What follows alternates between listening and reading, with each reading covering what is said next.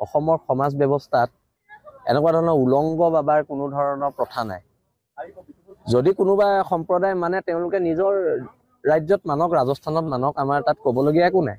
কিন্তু আমাৰ ইয়াত বাই ভনী আছে, আমাৰ মাহঁত আছে। আমাৰ ইয়াত যদি থকা মানুহখিনিৰ, আমাৰ মহিলাখিনিৰ আগেদি এজন উলংগ মানুহ খোজকাঢ়ি ঘূৰি ফুৰে, আমাৰ সমাজ ব্যৱস্থালৈ কি বাৰ্তা যাব? আমাৰ সমাজ ব্যৱস্থালৈ, আমাৰ ভৱিষ্যত প্ৰজন্মলৈ কি বাৰ্তা যাব? আমাৰ 8জনকৈ ল'ৰা কালিৰ পৰা আটক কৰি থৈছে কেৱল মাত্ৰ গণতান্ত্ৰিক প্ৰতিবাদ কৰাৰ বাবে।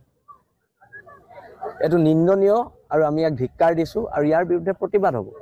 কোনোবা সমাজে কোনোবা ধৰ্মগুৰুক মানে তাত আমাৰ আপত্তি নাই, কিন্তু সেই ধৰ্মগুৰুজনক নাঙঠ কৰি অসমৰ ৰাজপথত আমাৰ বাই ভনী মুখৰ আগেদি খোজকাঢ়ি ঘূৰাই ফুৰাব, তাত আমাৰ আপত্তি আছে। কিবা কৰিব আছে যাওক, ৰাজস্থানত কৰক, আমাৰ কি আপত্তি আছে?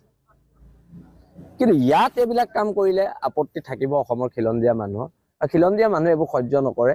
কাৰণ আমি মাৰ্জিত ৰূপত থকা এখন সমাজ।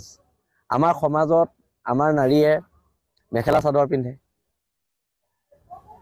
আৰু এই সমাজ ব্যৱস্থাটোৰ লগত আমি সৰুৰ পৰা জড়িত। কিন্তু এতিয়া যদি কোনোবাই আহি পেলাই নাঙঠ মানুহ এজনক ৰাস্তাত পুলিচৰ চিকিউৰিটি দি যদি ঘূৰাই ফুৰায়, সি কি মানে সূচাইছে? আজি কোনোবা মানুহ ছবি আঁকিলে এৰেষ্ট হয়, কোনোবা মানুহে গান লিখিলে এৰেষ্ট হয়, আৰু এজন মানুহ নাঙঠ হৈ ঘূৰি ফুৰিব পাৰে, তেওঁক গ্ৰেপ্তাৰ কৰা নাই। অদ্ভুত কথা। আপোনালোকৰ সৈনিকক ধৰি থৈছে, কি 8জন সৈনিকক ধৰি থৈছে। সৈনিকক ধৰি থৈছে, জেল আমাৰ অলংকাৰ, জেললৈ পঠিয়ালে আপত্তি নাই। কিন্তু কথাটো হৈছে ধৰিব লাগিছিলে কাক, ধৰিছে কাক?